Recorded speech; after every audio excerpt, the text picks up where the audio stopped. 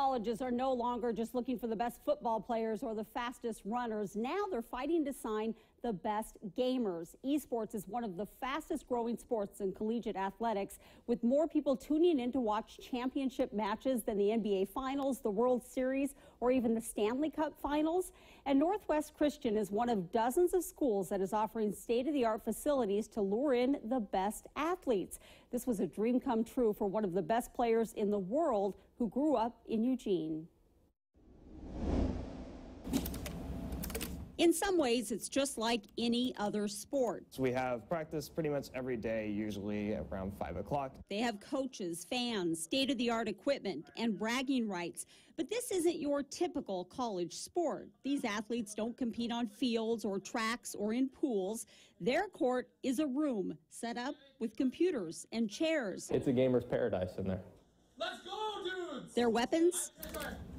A keyboard and mouse. I have achieved the top 500 rank in North America, which basically means I have been among the top 500 best Overwatch players in North America. Tyler Chase spends a lot of time in this room perfecting his Overwatch skills, and it has paid off. He's one of the best players in the world. That's around like 0.5 to 0.2%. Like it's a crazy percentage. Overwatch is a shooting game where teams of 6 players work together to battle other teams. They're usually best of 3, which means you play 3 different maps.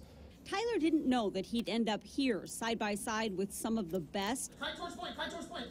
Okay, we got the pick, we got the pick, we got the pick. When he started playing his sophomore year of high school. I really liked playing games, but I felt like there was really no incentive to play games, and my parents and I both agreed that it would be better off for me to focus more on sports. But it was game over for cross country and track when he found out about Northwest Christian's new program. He says his parents were hesitant at first. Are there times when your parents were like, get off the video games? Yes, there were definitely many times, like do your homework, don't play games, go out running, stuff like that. But then when did they finally see the light? When they found out how much the scholarship was. But they soon had 6,500 reasons to support Tyler's love of video games. Just like NCU's other 14 athletic teams, players can earn scholarships.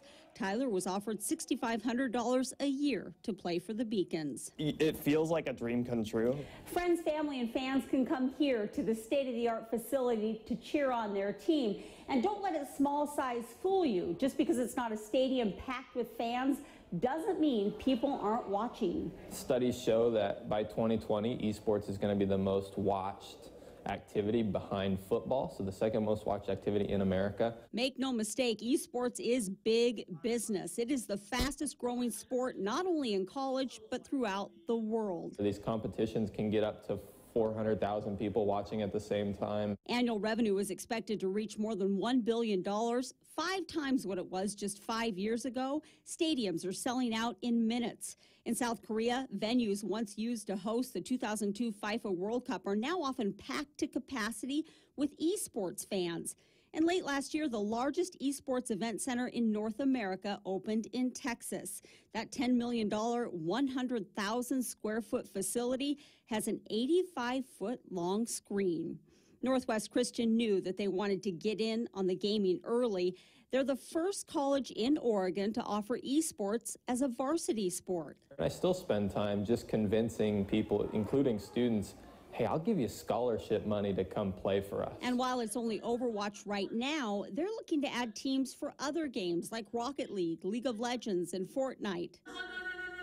So while this might not be your textbook sport, there are a lot of similarities. And as somebody who's coached a lot of basketball and a lot of golf and a lot of different sports, we do a lot of the same things here that we did when I was coaching basketball. Our guys still get together as a team and practice as a team. We still work on mechanical things. We still break down our film of the game that we just had to know what we did and what we could do better. And just like any other sport, Tyler Chase says you have to put in the work to reap the rewards. And what do you say to other kids who are sitting at home and see this story and they're thinking, I want to be an e-gamer? Like, what's your advice? Well, the only real limit to who can really be good at games is whether you have an attitude for improvement or not. if you're willing to work hard and improve at your game, just like any other traditional sport, you can get good at it. All right, according to the National Association of Collegiate Esports, there are about 100 varsity programs right now that offer scholarships, but there are more than 1,000 other chapters, clubs, and leagues that compete at the college level, and you can earn prize money in some of those.